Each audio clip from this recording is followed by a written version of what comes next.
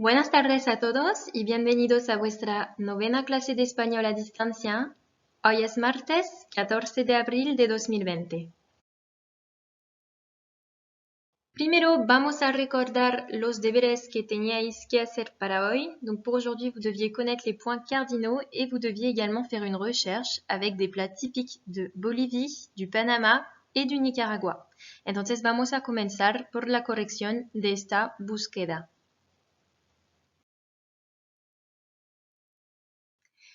Y pues vamos a ver cuáles son los platos típicos de Bolivia, de Panamá y de Nicaragua. Pues en Bolivia podéis comer el sándwich de chola, es un sándwich de cerdo, donc un sándwich à base de viande de porc.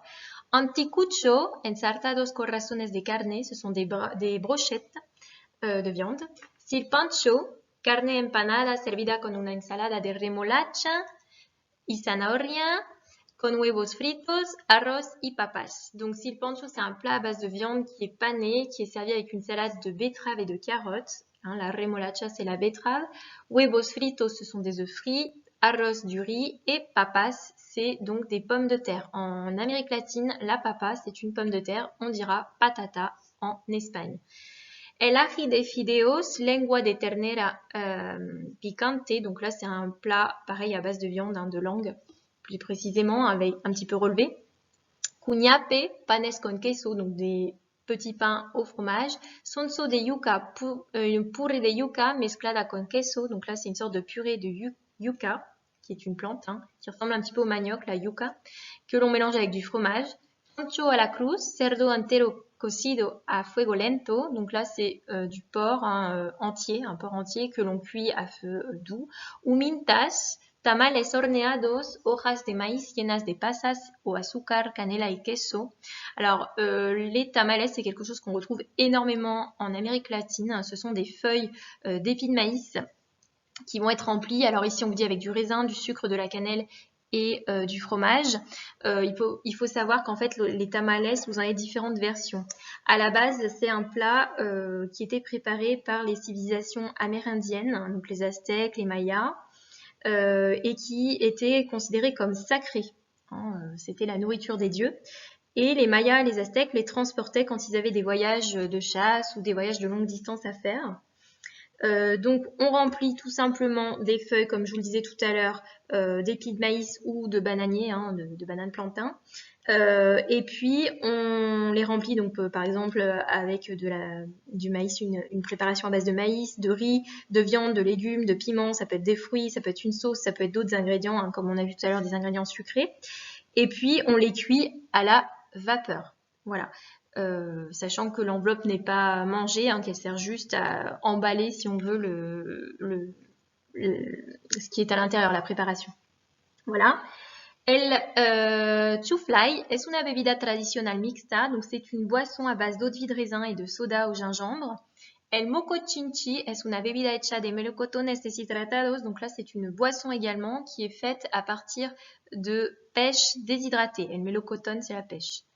Vamos a ver en Panamá ahora el sancocho panameño, el arroz con frijoles, donc le riz avec les haricots rouges, la tortilla de maïs, donc là c'est pareil, la tortilla de maïs c'est quelque chose qui revient beaucoup, la galette à base de maïs en Amérique latine, la yuca frita, on en a parlé déjà de la yuca, el ceviche, donc el ceviche c'est un plat qui est à base de poisson cru généralement ou de fruits de mer crus qu'on arrose de citron, d'oignons, etc. Tamales panameños, donc encore une fois les fameux tamales. La carne ropa vieja, c'est un plat à base de viande, d'une viande un petit peu déchiquetée ou coupée en morceaux. Et puis voilà, donc encore une fois le maïs, c'est quelque chose, la tortilla maïs, c'est quelque chose qu'on retrouve vraiment beaucoup dans la plupart des pays latino-américains. La papa, je vous remets également l'image, donc c'est la pomme de terre, il y en existe plus de 60 variétés en Amérique latine. El tamal, o los tamales, et puis donc los frijoles qui sont donc les haricots rouges, on en a parlé donc pour le plat qui s'appelle arroz con frijoles. Et on termine donc pour le Nicaragua, las tortillas, donc encore une fois les galettes. Guirri, la variedad de tortilla a base de maíz tierno molido, una variedad delicia acompañada de una jicarra de tibio. Donc là, c'est un plat également à base de maïs, de jaune maïs en fait, hein, qui est généralement accompagné de fromage blanc que l'on émiette dessus.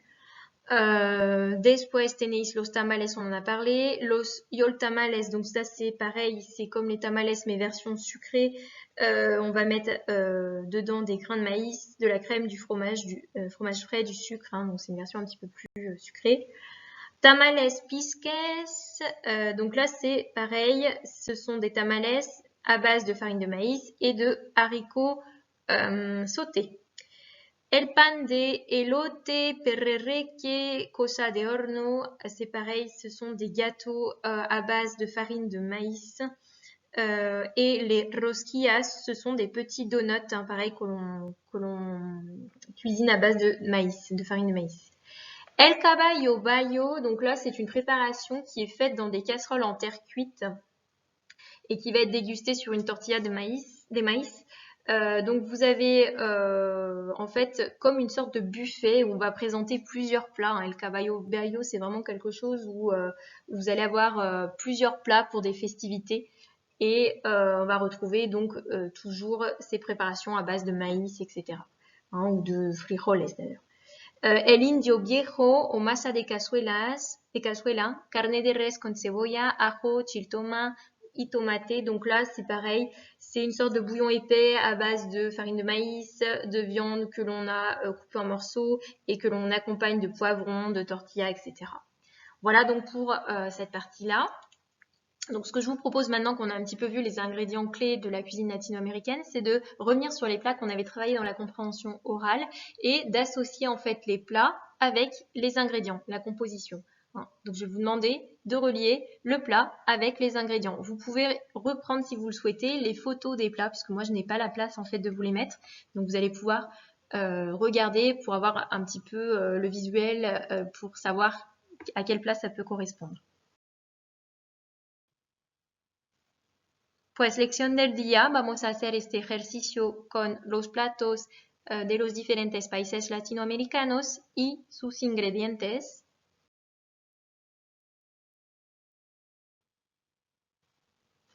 Donc, relaciona el plato con los ingredientes correspondientes. En la parte de izquierda tenéis el plato, el nombre del plato. A la derecha tenéis las definiciones, bueno, los ingredientes que corresponden a cada uno de los platos. Recuerdo los platos, pues tenéis la arepa, el sancocho, los tacos, el gallo pinto, el ceviche, la feijoada, el asado, el arroz con gris, el boribori, el caquic, el mofongo, la pupusa, la bandeja paisa, la baleada, el encebollado, el curranto y el chivito. Donc je vous laisse faire l'exercice, vous faites pause, vous essayez de voir quel plat correspond à quels ingrédients, hein, donc à vous de relier, et puis on passe à la correction dès que c'est terminé. Pues vamos a corregir el ejercicio. Primer plato, la arepa. Pues la arepa es una tortita de origen precolombino, especie de pan hecha de harina, de maíz y agua. Donc c'est toujours une galette de maïs, de farine de maïs, hein, réalisée avec un petit peu d'eau, que l'on accompagne pour différents plats et qui existait déjà dans les civilisations précolombiennes, hein, donc c'est-à-dire avant l'arrivée de Christophe Colomb en Amérique latine, donc par différentes civilisations comme les Aztèques, les Mayas, etc., les Incas, que vous connaissez certainement de nom. Después tenemos el sancocho. El sancocho es una sopa con carne, tubérculos, verduras, condimentos y se acompaña con arroz. Donc c'est une soupe avec de la viande, différents tubercules, des légumes, différents condiments et que l'on accompagne avec du riz. Los tacos, pues, son tortillas de maíz con salsa y diversas carnes o pescados. Existen varios tipos de tacos. Donc, pareil, toujours une galette de maïs avec de la sauce, différentes viandes ou poissons. Et il y en existe de différents types.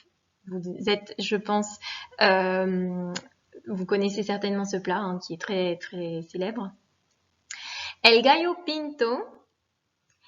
Es un plato tradicional de Centroamérica que consiste en una combinación de arroz con frijoles. Donc là, c'est un plat traditionnel d'Amérique centrale qui donc se compose d'un ensemble de riz et de haricots rouges, je peux pas préciser, enfin haricots secs. Después, el ceviche es un plato peruano a base de pescado y mariscos crudos, limones, cebollas, ajíes picantes y cilantro fresco. Donc c'est un plat péruvien à base, comme je disais, de poissons et de fruits de mer crus, de citron, d'oignons, ajíes picantes, de piment, hein. Et cilantro fresco, c'est la coriandre, el cilantro. La feijoada es un plato típico de la gastronomie brasileña con frijoles, carne y arroz. Donc là, c'est un plat typique de la gastronomie brésilienne avec toujours les haricots rouges, de la viande et du riz. Hein, c'est une sorte de cassoulet brésilien. El asado son distintas carnes asadas a churas y embutidos a la parrilla acompañado de algunas ensaladas o guarniciones no muy pesadas. Donc là, ça va être une sorte de barbecue géant. Donc différents types de viande, comment on appelle ça, d'abats, que l'on cuit au grill et que l'on accompagne avec des salades ou des plats plus légers, hein. Después, el arroz con gris es un plato cubano cuyos ingredientes son frijoles negros o colorados, arroz, cebolla, ají verde, ajo, tomate, hoja de laurel, toque de comino y orégano, sal, vino seco. Donc là, c'est un plat cubain dont les ingrédients sont donc les haricots noirs ou colorés, hein, donc les haricots rouges notamment. Cuyos ici signifie don. Hein, on l'a accordé avec ingredientes. Donc pour dire don en espagnol, il faut faire attention parce que c'est le deuxième nom qui va s'accorder. Donc toujours savoir que cuyo est placé entre deux noms, hein, et qu'il s'accorde avec le second. Vous avez donc du riz, arroz, cebolla, de l'oignon, ají verde, donc un piment vert, ajo c'est de l'ail, tomate de la tomate, hoja de laurel c'est du laurier, toque de comino, comino c'est le cumin, orégano c'est l'origan, du sel et vino seco, du vin blanc. Después el boribori es una sopa, caldo espeso con trozos de gallina y pequeñas bolas de harina de maíz y queso, donc c'est une soupe un petit peu épaisse, un bouillon épais avec des morceaux de volaille, de la poule par exemple, des petites boules faites de maïs et de fromage. El caqui es un caldo de pavo servido con arroz, viene de la lengua maya cac qui significa rojo et ic qui significa chile. Donc là aussi c'est une sorte de bouillon un peu épais, bouillon d'Inde qui est servi avec du riz qui vient ce plat hein, vient de la langue maya, ca qui signifie rouge et ic qui signifie chile, c'est-à-dire piment. El mofongo, una especie de masa machacada con plátano, ajo y acompañada de pollo, marisco o cerdo. Donc c'est une espèce comment on pourrait dire, de masse, de purée en fait assez épaisse avec de la banane, de l'ail et qui est accompagnée en général de pollo, c'est-à-dire de poulet, ou ça peut être également des fruits de mer ou du porc. La pupusa es una tortilla salvadoreña de maíz que está rellena con uno o más de los siguientes ingredientes: quesillo, chicharrón, ayote, frijoles refritos o queso con lo roco. Donc c'est pareil, une sorte de galette de maïs qui est remplie avec plusieurs ingrédients différents. Ça peut être du fromage, ça peut être des haricots, ça peut être différentes choses. Después, la bandeja paisa. Plato colombiano con frijoles, chicharrón, carne en polvo, arroz blanco, chorizo, huevo frito, aguacate, arepa y plátano maduro. Donc là, c'est un plat colombien qui est très complet avec notamment des haricots rouges, de la viande, du riz, du chorizo, des œufs frits, de l'avocat, de l'arepa, donc on a vu ce que c'était l'arepa, platano c'est de la banane, etc.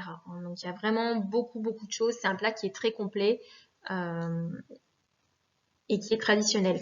La baleada es una tortilla hondureña de trigo con frijoles y queso y a veces aguacates, donc pareil encore, une fois c'est une sorte de galette, cette fois de blé, trigo, avec des haricots et du fromage et parfois de l'avocat et l'aguacate. El encebollado el curranto es un plato tradicional con carne, mariscos, masa de papa envuelto en hojas y cocinado en un hoyo en la tierra. Donc là, c'est un plat traditionnel qui est cuit dans une sorte de puits que l'on creuse dans la terre. Donc on recouvre en fait, on fait une sorte de feu, on met des pierres qui vont être donc chaudes et qui vont permettre de cuire de la viande, des fruits de mer et puis des pommes de terre que l'on enveloppe. On enveloppe tout ça avec des feuilles, on recouvre en fait et ça permet de cuire ce plat donc dans la terre. Después, el encebollado es un caldo de pescado ecuatoriano que contiene albahaca, yuca, tomate, cebolla, cilantro, ají, comino y otras especias. Se acompaña con chifles. Donc là, c'est pareil, c'est une sorte de bouillon de poisson de l'Équateur qui contient du thon, de la yuca, de la tomate, de l'oignon, etc., cilantro, de la coriandre, du cumin, de l'ail, etc., de l'ail, de ají, des piments, d'autres épices, etc., hein. Donc plein de choses, vraiment beaucoup de choses. El chivito, para terminar, es un sándwich uruguayo con carne, queso y lechuga acompañado generalmente de patatas fritas y mayonesa. Donc là, c'est un sandwich avec de la viande, du fromage, de la laitue que l'on accompagne de frites et de mayonnaise. Voilà pour cet exercice. Pasamos a los deberes. Donc pour jeudi 16 avril, je vous rappelle que vous avez un travail évalué à me rendre sur la receta de la tortilla. Certains me l'ont déjà envoyé, d'autres pas. Donc vous pouvez me l'envoyer soit sur le NT, soit vous pouvez le mettre dans le dossier partagé de la classe. Donc j'attends vraiment que vous m'envoyiez votre travail. Il faut bien m'envoyer les 3 pages, hein, donc, parce qu'il y a plusieurs exercices. Donc il faut bien m'envoyer la page où vous avez recopié votre recette et les exercices 1 à 5. Dans un deuxième temps, je vous demande également de lire le document suivant et de le présenter. Donc, presenta el documento, tipo, título, autor, fecha de publicación, fuente, tema. Donc, vous devez dire le type de document, le titre, l'auteur, la date de publication, la source et le thème. Voilà, ça, ce travail-là n'est pas évalué. On fera la correction la prochaine fois. Os digo hasta la próxima vez y buen trabajo. Adiós.